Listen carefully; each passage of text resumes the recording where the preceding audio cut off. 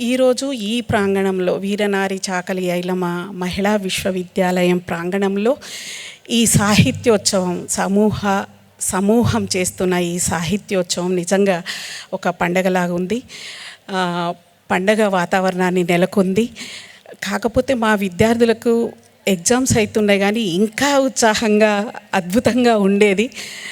అయినా పర్వాలేదు, 12 గంటల వరకే ఎగ్జామ్ ఉంది. ఆ తర్వాత మా విద్యార్థులందరూ కూడా పాల్గొంటారు.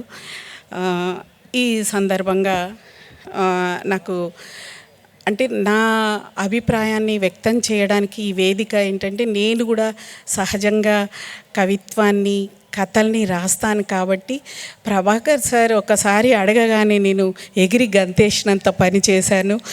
ఇక్కడ కూడా ఆల్రెడీ ఛాయా అంబేద్కర్ యూనివర్సిటీలో జరిగింది, అక్కడ చూసేసి వచ్చాను నేను. ఇక్కడ కూడా జరిగితే బాగుండు అని అనుకున్న తరుణంలోనే సార్ నాకు కాల్ చేశారు కాబట్టి నాకు చాలా సంతోషం అనిపించింది. సార్ వెల్కమ్ సార్, మీరు ఇక్కడ మా మహిళా విశ్వవిద్యాలయంలో కూడా యువ కవులు ఉన్నారు, బయట నుంచి వచ్చే కవులందరినీ కలుసుకుంటారు అనే ఉద్దేశంతో నేను వెల్కమ్ చేశాను. అందుకు సారు ఈ సాహిత్యోత్సవాన్ని ఇక్కడ జరుపుతున్నందుకు ఆనందం. తర్వాత ఇక్కడ యువత అంటే దేశానికి భవిష్యత్తు వారు, దేశ నిర్మాతలు కూడా వారే కాబట్టి వారు తలుచుకుంటే ఏదైనా చేయగలరు. కాకపోతే వాళ్ళ ఆలోచనలకు అవకాశం కావాలి అంతే. ఆ అవకాశాన్ని అందిపుచ్చుకోవడానికి చాలామంది యువకులు ఇక్కడికి వచ్చారు. వాళ్ళు ఎప్పుడైనా అవకాశం వచ్చినప్పుడే అందిపుచ్చుకోవాలి. అది వాళ్ళలో అందిపుచ్చుకునే స్థాయి, అవగాహన ఉండాలని నేను ఎప్పుడు కోరుకుంటున్నాను. మాకు ఇలాంటి అవకాశాలు రాలేదు. ఇందాక మెర్సీ అన్నట్టు మాకు చాలా అవకాశాలు వచ్చినాయి అన్నారు, కానీ నా తరం మాకు ఇట్లాంటి అవకాశాలు, సాహిత్య సభలు ఇవన్నీ పాల్గొనే అవకాశం నాకు రాలేదు. అట్లా వచ్చి ఉంటే ఇంకా బాగా రాసేదాన్నేమోనని నాకు అప్పుడప్పుడు అనిపిస్తుంది. నిజంగా ఇప్పటి యువకులు, యువ రచయితలు అదృష్టవంతులు. ఈ సమూహ లాంటి వేదికలు స్ఫూర్తినిచ్చే నిచ్చెనలుగానే భావించాలి.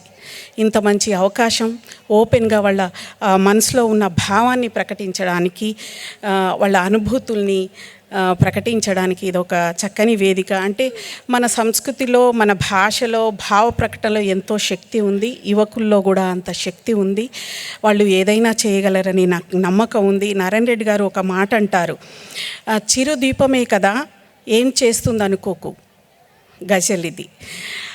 అది చీకటిని నశింపజేస్తుంది, అంటే చీల్చేస్తుందని. కవిత్వం ఏం చేస్తుంది అనుకోకు, కత్తులని నరికి వేస్తుంది. అట్లా సమాజంలో ఉన్న మంచిని, చెడుని అన్నిటినీ కూడా ఈ కవులు వాళ్ళ భావాన్ని, వాళ్ళ అనుభవాలను, వాళ్ళ మనసులో ఉన్న వేదనను, సంవేదనను, సంఘర్షణల్ని చక్కగా స్వేచ్ఛగా మాట్లాడుకునే ఈ వేదికగా నేను భావిస్తున్నాను. అదేవిధంగా రాళ్లబండి కవితా ప్రసాద్ అని నాతో పాటు పిహెచ్డి చేశారు మా గురుగారు ఆచార్య మసన చెన్నప్ప గారి దగ్గర. ఎందుకో ఇందాకనే ఆ కవిత గుర్తొచ్చింది. అంటే కవిత్వము అంటే ఏంటి, ఆ కవిత్వాన్ని ఎట్లా ఎవరు స్పందించి రాస్తారు అని ఆ థాట్ వచ్చినప్పుడు, ఒక ఒంటరి సీతాకొక చిలుక రెక్క విరిగిపోయి, ఒక ఒంటరి సీతాకొక చిలుక రెక్క విరిగిపోయి రాతి మీద రాలి పడితే దీని నిశ్శబ్ద విషాద ధ్వనిని ఎవరు వింటారు? దీని నిశ్శబ్ద విషాద ధ్వనిని ఎవరు వింటారు? ఒక కవి తప్ప అంటారు ఆయన. నిజంగా ఆ కవికి తప్ప ఎవరికీ వినిపించదు. అంటే ఆ స్పందించే హృదయం ఉంటేనే కానీ మన కలం కదులుతుంది. ఇట్లాంటి అవకాశము ఇక్కడ అంటే అందరితో మాట్లాడడమే కాదు, వాళ్ళ నోటి నుంచి జాలువారిన అక్షరాల్ని ఒడిసి పట్టుకునే అవసరం కూడా ఇప్పుడు ఉంది. ఎంతో అధ్యయనం చేస్తే కానీ మనకు రాయడానికి రాదు. అట్లా యువత అందరూ కూడా బాగా అధ్యయనం చేయాలి, పుస్తకాలు చదవాలి, పెద్దవాళ్ళ మాటలన్నీ వినాలి. ఎప్పుడు కూడా ఏ సభకు వెళ్ళినా ఒక పేపరు పెన్ అయితే నా దగ్గర ఉంటుంది.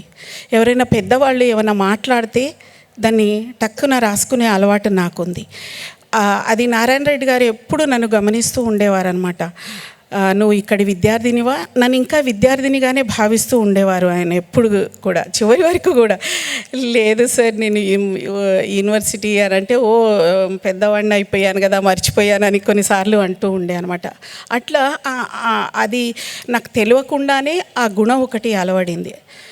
అదేవిధంగా విద్యార్థులందరూ కూడా ఏది ఎవరు మాట్లాడినా కూడా కలం పట్టుకొని కాగితం మీద రాసుకోవాలని నేను కోరుకుంటూ, సాహిత్యంలో కొత్త కొత్త పోకడలు వస్తున్నాయి, వాటిని మనం కొత్తగా ఆవిష్కరించుకోవచ్చు. అందుకే నేను చదవాలి, అధ్యయనం చేయాలని నేను కోరుకుంటున్నాను. అదేవిధంగా ఎంత గొప్ప అవకాశం, ఇక్కడ అందరూ కూడా గొప్ప గొప్ప కవులు ఇచ్చేశారు. వాళ్ళని కలుసుకోవడం ఒక దగ్గర, ఒక వేదికలో, ఇది నిజంగా అదృష్టం అనుకోవాలి యువ కవులకైతే నేను చెప్పేది. తర్వాత ఇక్కడ యువకులకు యువశక్తి, యువ మనసులు ఉన్నాయి. తర్వాత యువ ఉత్సాహాన్ని ప్రోత్సాహం ఇవ్వడానికి సమూహం ఉంది. ఇంకా మీరు మీ కళాన్ని కదిలించవచ్చు, మీరు రచనలు చేయవచ్చు, మంచి మంచి సాహిత్యాన్ని సృష్టించవచ్చు, సమాజంలో ఉన్న కుళ్ళుని కూడా కడిగేయవచ్చు అని భావిస్తూ, సార్ 2 నిమిషాలే మాట్లాడమన్నారు, నేను 4 నిమిషాలు తీసుకున్నాను. Thank you so much. ఈ అవకాశం ఇచ్చినందుకు ధన్యవాదాలు. అందరికీ పేరు పేరు నమస్కారాలు. పేర్లు చెప్పలేదు, సమయం లేదని. Thank you.